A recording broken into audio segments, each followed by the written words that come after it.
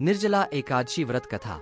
जब वेदव्यास ने पांडवों को चारों पुरुषार्थ, धर्म, अर्थ, काम और मोक्ष देने वाले एकादशी व्रत का संकल्प कराया था, तब युधिष्ठिर ने कहा, जनार्दन, ज्येष्ठ मास के शुक्ल पक्ष में जो एकादशी पड़ती हो, कृपया उसका वर्णन कीजिए।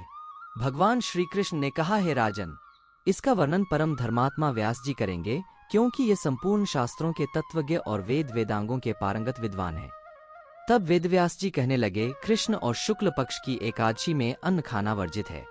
द्वादशी को स्नान करके पवित्र होकर फूलों से भगवान केशव की पूजा करें, फिर पहले ब्राह्मणों को भोजन देकर अंत में स्वयं भोजन करें।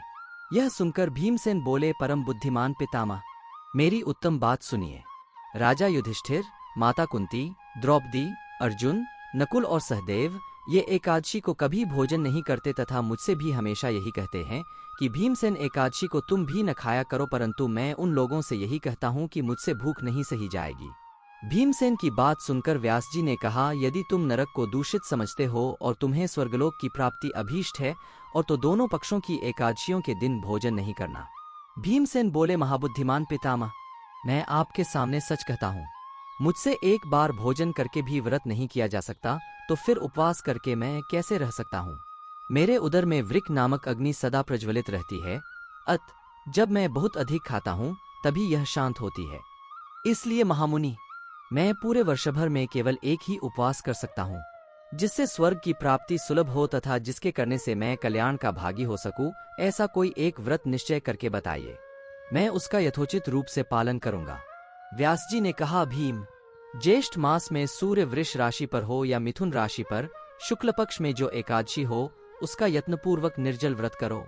केवल कुल्ला या आचमन करने के लिए मुख में जल डाल सकते हो, उसको छोड़कर किसी प्रकार का जल विद्वान पुरुष मुख में न डालें, अन्यथा व्रत भंग हो जाता है। एकादशी को सूर्योदय से लेकर दूसरे दिन के सूर्योदय तक मनुष्य जल का त्याग करे तो यह व्रत पूर्ण होता है। इसके बाद द्वादशी को प्रभात काल में स्नान करके ब्राह्मणों को विधिपूर्वक जल और सुवर्ण का दान करे। इस प्रकार सब कार्य पूरा करके जितेंद्रिय पुरुष ब्राह्मणों के साथ भोजन करें। वर्षभर में जितनी एकादशियां होती हैं, उन सबका फल इस निर्जला एकादशी से मनुष्य प्राप्त कर लेता है, इसमें तनिक भी संदेह नहीं है। शंख, चक्र और गदा धारण करने वाले भगवान केशव ने मुझसे कहा था कि यदि मानव सबको छोड़कर एकमात्र मेरी शरण में आ जाए और एकादशी को निराहार रहे तो वह सब पापों से छूट जाता है। कुंती नंदन, निर्जला एकादशी के दिन श्रद्धालु स्त्री पुरुषों के लिए जो विशेष दान और कर्तव्य विहित हैं, उन्हें सुनो। उस दिन जल में शयन करने वाले भगवान विष्णु का पूजन और जलमयी धेनु यानी पानी में खड़ी गाय का दान करना चाहिए। सामान्य गाय या घी से बनी गाय का दान भी किया जा सकता है। इस दिन दक्षिणा और कई तरह की मिठाइयों से ब्राह्मणों को संतुष्ट करना चाहिए। उनके संतुष्ट होने पर श्रीहरि मोक्ष प्रदान करते हैं। जिन्होंने श्रीहरि की पूजा और रात्रि में जागरण करते हुए इस निर्जला एकादशी का व्रत किया है, उन्होंने अपने साथ ही बीती हुई 100 पीढ़ियों को और आने वाली 100 पीढ़ियों को भगवान वासुदेव के परम धाम में पहुंचा दिया है।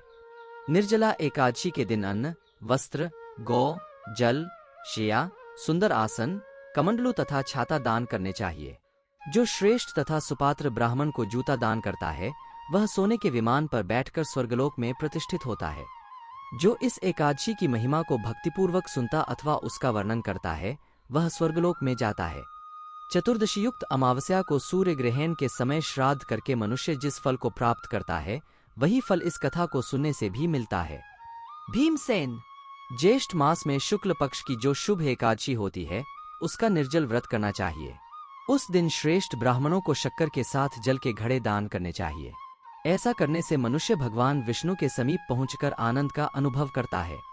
इसके बाद द्वादशी को ब्राह्मण भोजन कराने के बाद स्वयं भोजन करे।